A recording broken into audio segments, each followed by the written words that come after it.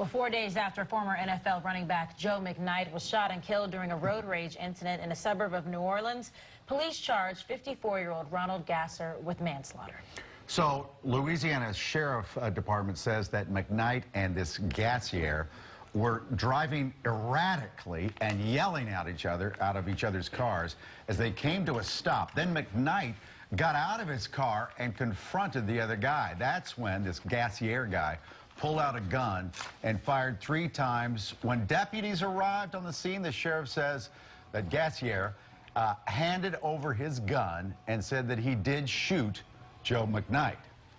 So why manslaughter and not murder? And why did Louisiana's stand your ground law not play a factor here? Well, we have attorney Rocco Cipparone here. Hey, good morning, guys. Good morning. How are you? So why did they wait 4 days? Well, you know, there's a couple of reasons. One, in a situation like this where, as I understand it, all they had was Gasser's interview at the time. Yeah. You don't have any other evidence. So just because there's a dead body doesn't mean there's a crime. So they had to investigate.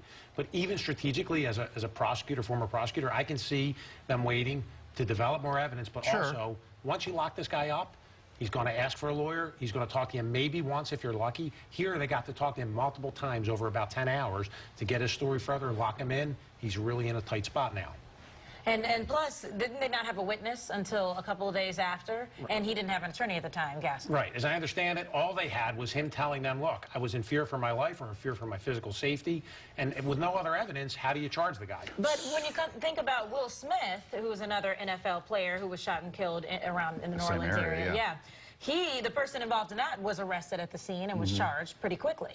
You know, it really varies. I don't know what the specific evidence that the cops had at the time that they arrested the perpetrator in the Smith case, but here they had really very limited information from what I understand. So what is the law in each one of these states? If you're getting into a road rage thing, you're screaming at each other, and the other guy gets out of the car and comes toward your car and looks like he's going to reach in, is it okay to shoot? Well, it really depends. Now, in a stand your ground state, you have the big difference between a stand your ground state like Louisiana and a state that doesn't have stand your ground is you have no duty to retreat, even if you have the opportunity to retreat and get away, versus a situation in a state where you don't have that.